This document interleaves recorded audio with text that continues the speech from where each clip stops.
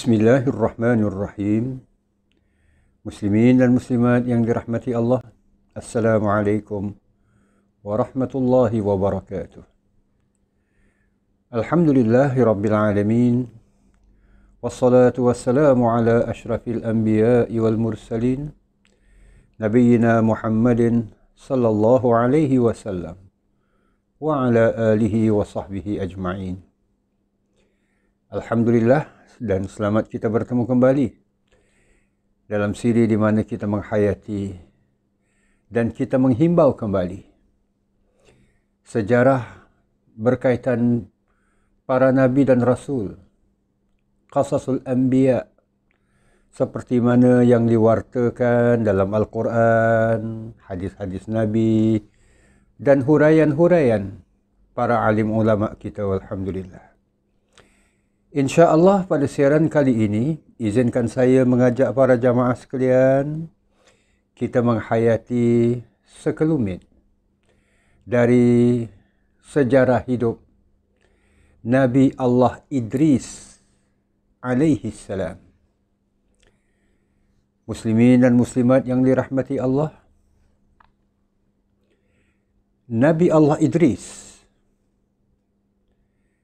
salah seorang di antara beberapa nabi yang amat sedikit sekali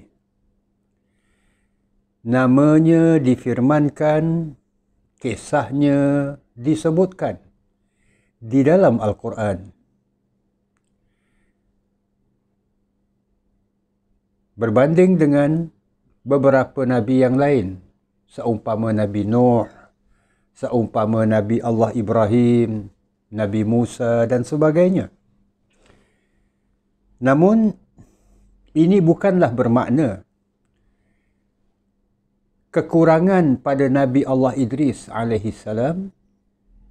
Lantaran itulah hanya beberapa ayat terfirman dalam Al-Quran. Salah satu di antara ayat-ayatnya, para jamaah boleh merujuk ke surah Maryam ayat 56 hingga 57 yang secara ringkas Al-Quran menyebutkan, A'udzu billahi minasyaitonir rajim. Wadhkur fil kitabi Idris. Dan bacakanlah wahai Muhammad di dalam kitab, maksudnya menerusi Al-Quran ini, perihal Idris, Nabi Allah Idris. Innahu kana siddiqan nabiyya. Sesungguhnya ia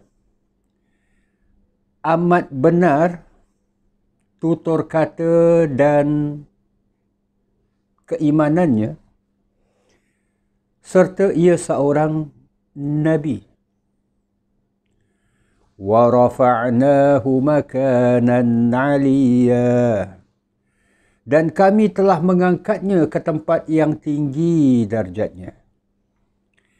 Jadi jamaah dirahmati Allah, seperti mana firman Allah ayat 56 hingga 57 dari surah Maryam ini, kita dapati bahawa nama Nabi Allah Idris difirmankan. Sekaligus bermakna terangkumlah Nabi Allah Idris alaihi salam dalam apa yang kita percayai, dengan apa yang kita fahami, salah seorang di antara nabi-nabi dan para rasul yang wajib kita beriman dengannya, yang berjumlah sekitar 25 nabi dan rasul. Maka salah seorang di antaranya adalah Nabi Allah Idris alaihi salam. Jamaah dirahmati Allah, macam disebutkan tadi, meskipun sejarah Nabi Allah Idris alaihi salam tidak banyak yang difirmankan Allah, bahkan kisah perjalanan hidupnya juga tidak disebut oleh Al-Quran. Tapi bila kita tinjau ayat 56 surah Maryam ini, perintah Allah kepada Nabi sallallahu alaihi wasallam. Wazkur fil kitabi Idris. Bacakanlah, sebutkanlah wahai Muhammad di dalam Al-Quran ini, dalam kitab ini, perihal Nabi Idris. Bermakna bila Allah perintahkan kepada Nabi SAW supaya bacakan, supaya sebutkan kepada orang-orang yang Nabi SAW serukan kitab suci Al-Quran perihal Nabi Idris, sekaligus bermakna ia adalah seorang Nabi dan sejarah hidupnya walaupun sedikit, ia adalah penting untuk diperhatikan. Penting untuk diambil iktibar dan tauladan. Yang Allah sebutkan, Nabi Allah Idris ini kana siddiqan nabiyyah. Sesungguhnya ia, yakni Nabi Idris ini adalah seorang Nabi, di samping seorang Nabi, siddiqan. Orang yang jujur benar dengan pengakuan imannya dan juga dengan kata-katanya. Dan kami, kata Allah, mengangkatnya ke tempat yang tinggi darjatnya. Yang sebahagian para alim ulama menyatakan bahawa yang diangkat adalah fizikalnya. Sebab itulah masa Nabi SAW di-mi'rajkan, salah seorang di antara Nabi yang Nabi kita SAW, Nabi Muhammad, ketika mi'raj bertemu di langit yang keempat. Sebab ada hadis yang menyebutkan. InsyaAllah akan kita tinjau hadis tersebut. Di langit yang keempat, Nabi SAW melawati Nabi Allah Idris alaihissalam. Dan baginda pun mengucapkan salam kepada Nabi Allah Idris. So, diangkat fizikalnya. Ada tafsiran pula yang menyatakan bahawa yang diangkat itu adalah amalan, ajaran-ajarannya. Maknanya Allah tinggikan. Bukan angkat tu maknanya angkat. Maknanya tinggikan darjat kedudukan Nabi Allah Idris alaihissalam. Di ayat 85 pula surah Al-Anbiya. Ayat 85 surah Al-Anbiya. Allah membariskan Nabi Allah Idris bersama Nabi Allah Ismail dan Nabi Allah Zulkifli dalam sepotong ayat. Firman Allah, wa Ismail wa Idris wa Zulkif. Dan demikian pula Nabi-Nabi, Nabi Ismail, Nabi Idris dan Nabi Zulkifli. Kullum minas sabirin. Semua mereka adalah tergolong dalam golongan orang-orang yang sabar. Sebelum ini, ayat 57 surah Maryam, ayat 56 surah Maryam, Allah menyatakan, innahu kana siddiqan nabiyya. Orang yang jujur benar dengan kata-katanya, yang jujur benar dengan pengakuan imannya, dan juga merupakan seorang Nabi.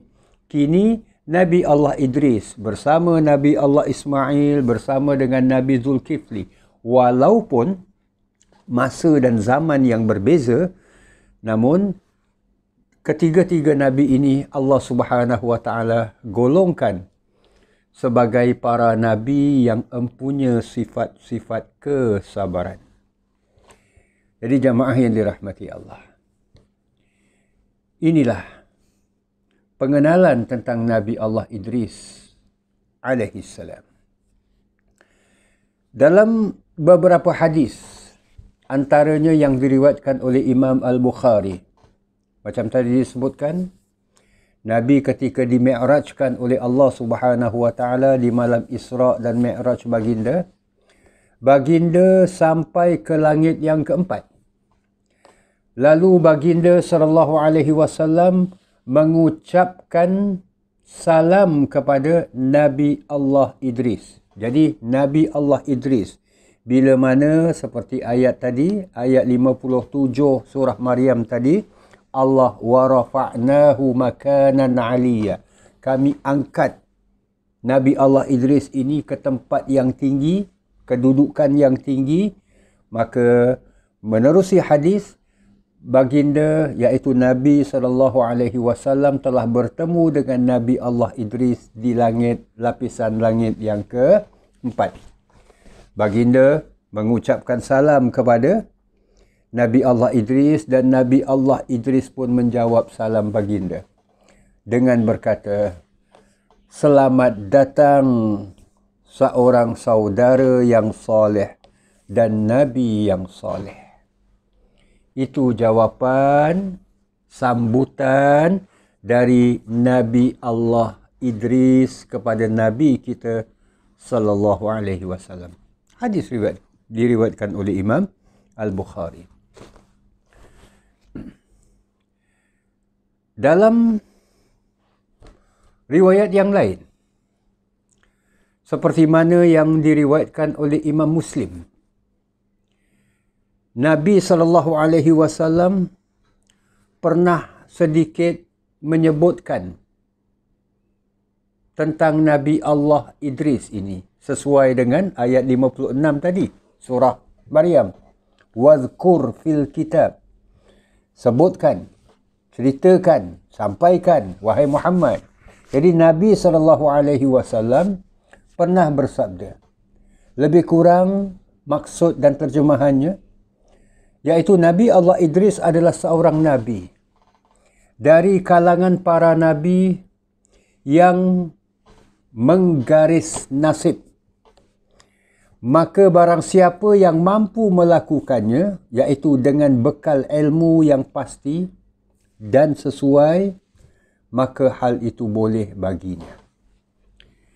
Ada sedikit ta'liqat ataupun ada sedikit komen untuk kita perhatikan dan kita memahami maksud hadis riwayat Imam Muslim ini. So, ada seorang Nabi daripada para Nabi yang menggaris nasib. Maksud menggaris nasib ini jamaah yang dirahmati Allah. Seorang Nabi, pertamanya, seorang Nabi di antara Nabi-Nabi ini yang dimaksudkan oleh Nabi kesayangan kita, Nabi Muhammad SAW, adalah berkenaan dengan Nabi Idris. Menggaris nasib maknanya menetapkan sesuatu hukum bagi dirinya, yang ini haram, yang ini halal. Maka yang haram ia tidak akan sentuh. Dia tidak akan lakukan. Dan yang ini halal dengan sendirinya dibolehkan bagi dirinya. Seperti mana yang difirmankan Allah Subhanahu wa taala dalam Al-Quran berhubung dengan Nabi Allah Yaqub. Illa ma harrama Yaqub ala nafsih. Kecuali apa? Sedulu orang-orang Bani Israel, kana hillal li Bani Israel. Kullu ta'am, semua makanan, kana hillal li Bani Israel. Semuanya halal bagi Bani Israel. Illa ma harrama Israelu ala nafsih. Kecuali apa yang diharamkan oleh Israel, iaitu Nabi Allah Yaqub alaihi salam, ke atas dirinya. Jadi walaupun benda ini halal, tetapi Nabi Allah Yaqub tidak mau makan. Maka itu yang dimaksudkan. Jadi ini juga pernah dilakukan oleh Nabi Allah Idris jauh sebelumnya. Nabi Allah Idris alaihi salam, walaupun ada perkara ataupun ada makanan yang halal, maka Nabi Allah Idris tak nak makan. Itu yang dimaksudkan menggaris nasib ataupun mengharamkan sesuatu yang dasarnya halal pada dirinya sendiri. Pada dirinya sendiri. Sebab itu jamaah dirahmati Allah, kita dah sama-sama sedia maklum dalam ilmu tauhid yang kita pelajari, bahawa ada di sana perbezaan antara Nabi dan Rasul. Di mana beza yang paling ketara antara seorang Nabi dengan seorang Rasul, seorang Nabi diturunkan syariat, tapi tidak diwajibkan ke atasnya untuk disampaikan kepada umat, untuk diajarkan kepada umat. Ini Nabi. Untuk dirinya, yes. Tapi tidak disampaikan kepada umat. Berbanding dengan seorang Rasul. Seorang Rasul, syariat itu ditentukan ke atasnya dan ia diwajibkan untuk menyampaikan, untuk mengajarkan kepada umatnya. Jadi jamaah dirahmati Allah, ini contoh Nabi Allah Idris alaihi salam menggaris nasib bagi dirinya. Maka itulah yang dikupas oleh para alim ulama kita. Jadi jamaah dirahmati Allah. Mengapa siaran pada kali ini kita menyentuh Nabi Allah Idris terlebih dahulu berbanding dengan Nabi Nuh? Ini bukan kerana ada nasyid yang menyatakan Adam, Idris, Nuh, Hud, Saleh dan sebagainya. Bukan. Meskipun kita maklum, Nabi Nuh adalah Rasul yang pertama. Tetapi Nabi Allah Idris kita sentuh sebelum Nabi Allah Nuh. Dalam siaran pada kali ini, insya-Allah kisah Nabi Nuh akan sama-sama kita hayati pada siaran yang akan datang dengan izin Allah. Jadi jamaah dirahmati Allah, Nabi Idris lebih dahulu mengikut sebahagian ulama. Antaranya Imam At-Tabari, Imam Ibnu Katsir, Imam Ibnu Ishaq. Begitu juga dengan Imam Asy-Syaukani, hatta Imam As-Sayuti. Nabi Idris hidup sebelum Nabi Allah Nuh alaihi salam. Ini huraian dan pendapat mereka. Dari sudut silsilah ataupun keturunan Nabi Allah Adam, sebab Nabi Adam memang semua sepakat insan yang pertama, Nabi yang pertama. Maka ditinjau dari segi nasab Nabi Allah Idris, nama aslinya adalah Khanuh, yang merupakan nenek moyang kepada Nabi Allah Nuh alaihi salam. Wallahu alam. Ini adalah merupakan catatan daripada sebahagian sejarah. Kedua, imam-imam yang disebutkan tadi seperti Imam Ibnu Katsir, Imam At-Tabari, Ibnu Ishaq, Asy-Syaukani, Imam Sayuti dan sebagainya melihat ayat 58 dari surah Maryam. Tadi 56, 57 kan? Sekarang 58 surah Maryam. Mereka menafsirkan firman Allah Subhanahu wa taala ayat tersebut. Setelah Allah firmankan tentang nabi-nabi, termasuklah Nabi Allah Idris, Ulaika alladzina an'ama Allahu alaihim minan nabiyyin min zurriyyati Adam. Merekalah orang-orang yang Allah Subhanahu wa taala telah nikmatkan ataupun kurniakan nikmat ke atas mereka dari kalangan para nabi, dari min zurriyyati Adam, dari keturunan Nabi Allah Adam. Wa mimman hamalna ma'a Nuh.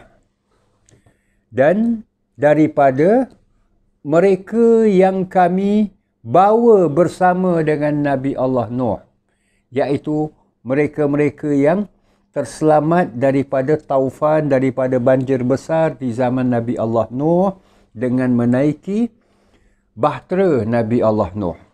Jadi Allah firmankan daripada zuriat keturunan Nabi Adam, kemudian baru Allah firmankan wa mimman hamalna ma'a Nuh, dan mereka yang kami bawa bersama dengan Nabi Allah Nuh.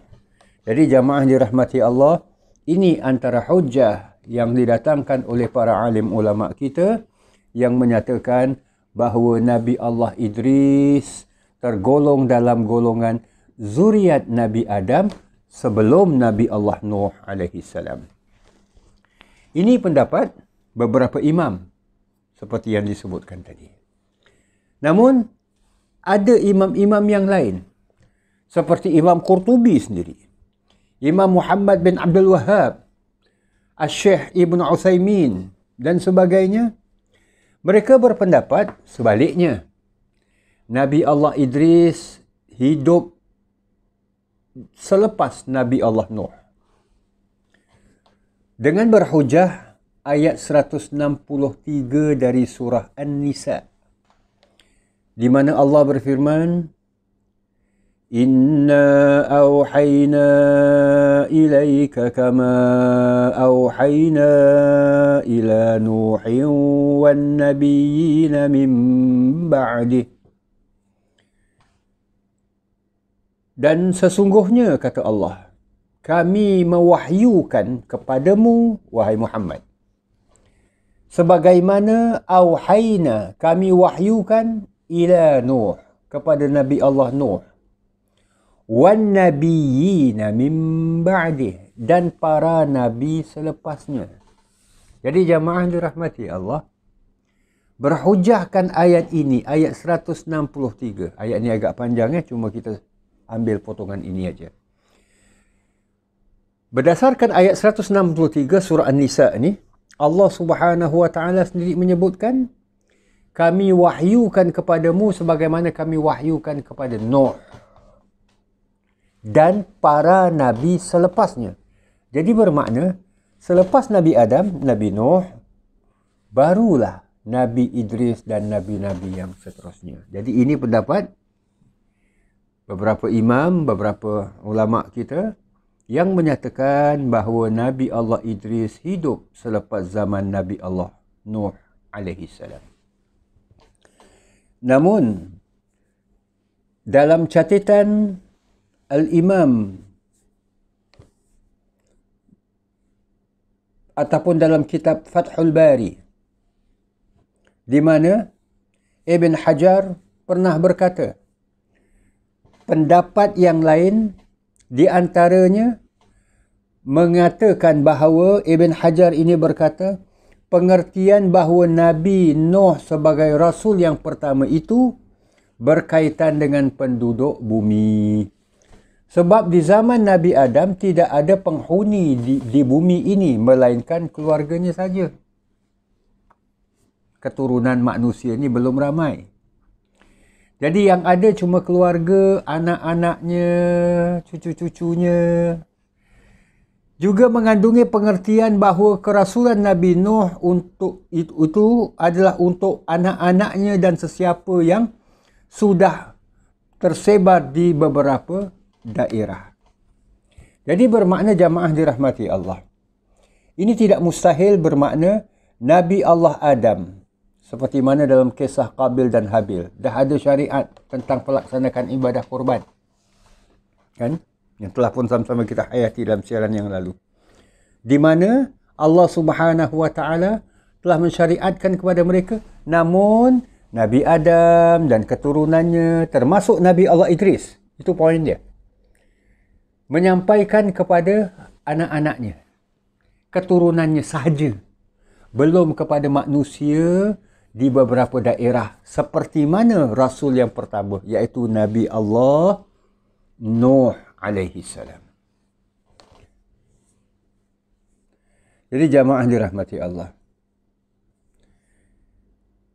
komentar daripada Al-Qadhi Iyad, dia mengatakan Nabi Idris adalah Nabi Ilyas dari Bani Israel. Maka berarti ia hidup sesudah Nabi Nuh. Ini unik sikit.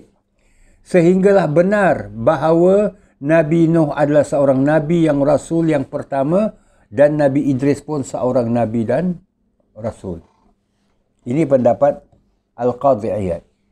Jadi ala kulli hal jamaah yang dirahmati Allah, itu bukanlah merupakan persoalan yang utama bila hidupnya Nabi Allah Idris alaihi salam. Yang ingin kita lihat selain daripada itu, apakah Nabi Allah Idris alaihi salam hidup sebelum Nabi Allah Nuh ataupun sesudahnya, Itu persoalan yang dibahaskan oleh para alim ulama kita. Yang ingin kita timba adalah bila kita kembali kepada firman Allah dari surah Maryam yang pertama tadi disebutkan. Kita dapati bahawa Allah menyenaraikan Nabi Allah Idris alaihissalam sebagai salah seorang di antara Nabi yang jujur benar kata-katanya. Nah, jamaah yang dirahmati Allah. Ini antara yang ingin kita hayati. Jujur benar. Orang yang jujur, orang yang benar dengan kata-katanya. Kata-katanya menepati apa yang ia buat.